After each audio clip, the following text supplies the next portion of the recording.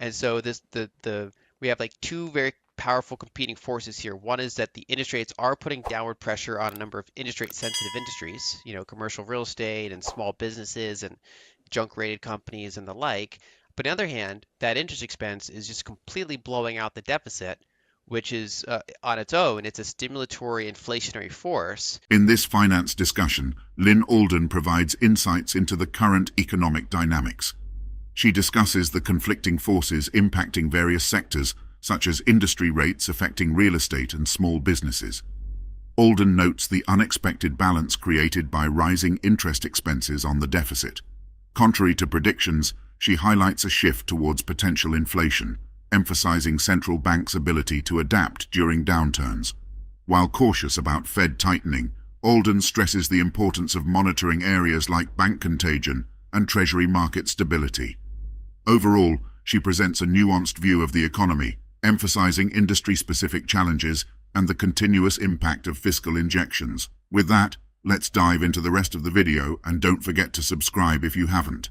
Back in early 2022, when it became clear that the Fed was going to be quite hawkish, um, that was, my expectation was we'd have a recession by kind of later in the year, and that it'd be tough to get interest rates over 3% before you'd have kind of those types of problems.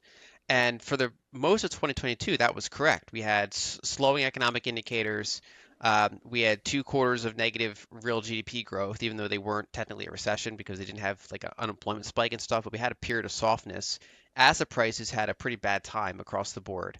Um, and but then by early 2023, I started to see signs that it was playing out differently. That basically the fiscal deficits, ironically from part of the monetary tightening, so the higher interest expense from the federal deficits, were starting to actually kind of balance themselves out. They were becoming kind of inflationary and stimulatory.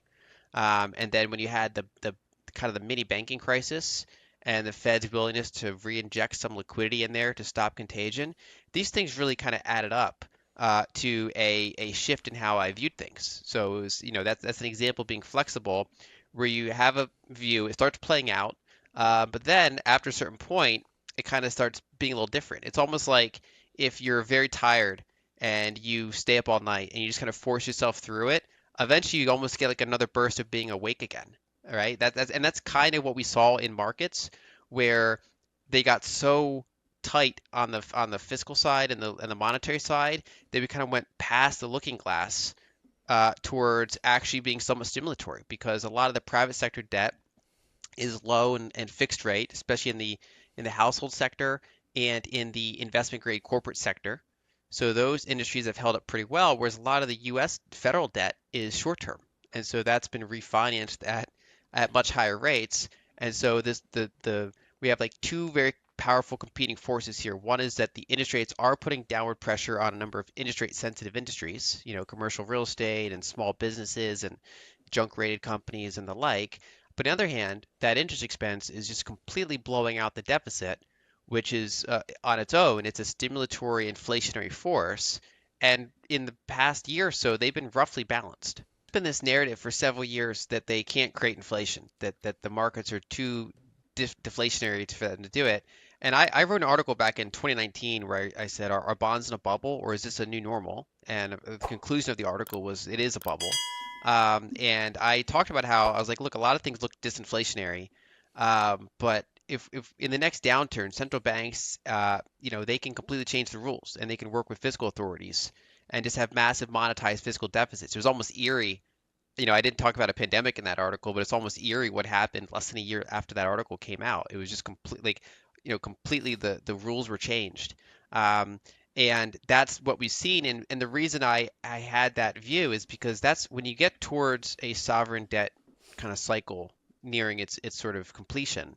And a completion can take a decade. It doesn't mean a completion like this 6 months. I mean like this era. Um, Right. the rules change, the cycles get tighter. Similarly, during March 2020, I wrote an article called "Why This Isn't Like the Great Depression," and that was like just in the early signs of seeing some of these stimulus. And so my view was, no, this is not going to be disinflationary. This is likely going to be inflationary Right.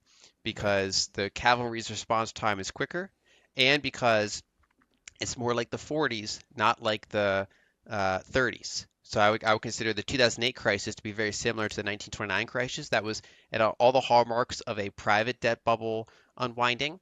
But I think we're past that now. I think now we're towards the sovereign debt bubble, and the closer you get to the sovereign, the quicker the trigger finger is to come in with any sort of thing because it starts to potentially make the treasury market get illiquid. So if you look last year, during the 2022 gilt market blow up, right? So it's like September of last year, the UK gilt market blew up, and the Bank of England had to come in and do emergency QE for a number of weeks, even though they had 10% inflation at the time. And they had to cancel a speech about balance sheet reduction they were going to have the next day because you literally had a vicious cycle of more bond selling. And at the same time, the US Treasury market was like one step behind. It was like very illiquid. Bond auctions were not going well. It was looking very wobbly. And you started to see the Treasury offset the Fed. So even though the Fed was still being somewhat tight, the Treasury started drawing down its Treasury general account and taking other measures. That was kind of the part of the reversal. So basically, my view is that when push comes to shove and when it gets closer to the sovereign, inflationary forces can always be used to override the various debt-driven, disinflationary-driven forces in the economy. And so I will generally always err towards that inflationary outcome while risk managing it along the way and basically having a realistic time frame and diversification.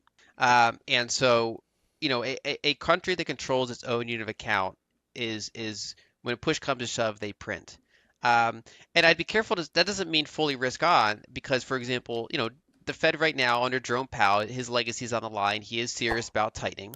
Um, and it's one of those things where he doesn't, if the stock market drops 20%, he's not going to care. If credit markets have problems, if there's a big cycle of commercial real estate bankruptcy, he's not going to care. If anything, they're good. That's like things he'd probably like to see. The markets where they jump in quickly are bank contagion, anything adjacent to that, like repo spikes, like they did in 2019, or the treasury market itself, right? Those are the cores of the system that that they're very unlikely to let struggle for long periods of time. Whereas almost anything else, you do have to be quite careful of. And that's part of why I don't expect, and for a while I have not expected, good stock or broad real estate returns, especially on a real basis. When you're comparing that to CPI or when you're comparing that to what you can get on a T-bill and things like that, the overall risk of those markets remains pretty high. But another way of looking at it is you mentioned 2.9 trillion in debt. But it's like we have 1.7 trillion in annual fiscal deficits, right? It's like there's a fire hose of deficits going into the market. So you can have trillion-dollar bankruptcies that are kind of offset by trillion-dollar just ongoing fiscal injections. And so even if Right. the Fed doesn't come to the rescue there, it's just that one industry is suffering, you know, arguably right sizing. I mean, commercial real estate does have to go through a repurposing and just a change because we've changed, our technology's changed, our locations have changed. But on the other hand, I don't think you're going to see like restaurant sales go bust because the people that go to restaurants, a lot of them are on the receiving side of these very large fiscal deficits. And so it's a very kind of industry by industry market. And I think the overall aggregate is this is kind of stagflationary range bound type of thing where it's a very some people feel like what recession? I don't see a recession. And other people are racking up credit card debt to get by because for them it already is a recession. And it's just very industry specific, individual specific, and the overall range is that kind of murky sideways action. In today's insightful discussion with Lyn Alden, we delved into the intricate forces shaping our economy. From the competing pressures of industry rates on sectors like real estate to the stimulatory force of escalating deficits, Lyn provided a nuanced view of the economic landscape. Her flexibility in adapting to evolving market dynamics, as seen in her reflections on the shifting scenario from 2022 to 2023, offers a valuable lesson in staying agile in financial analysis. Lyn's comparison between the 2008 crisis and the current sovereign debt cycle highlights the ever-changing nature of economic cycles. As we navigate these complex financial waters, Lyn emphasizes the role of sovereign inflationary forces, foreseeing potential shifts in the Treasury market. Her cautious optimism and risk management approach provide a well-rounded perspective for investors. We hope you found today's discussion enlightening. If you did, don't forget to subscribe, like this video, and share your thoughts in the comments below.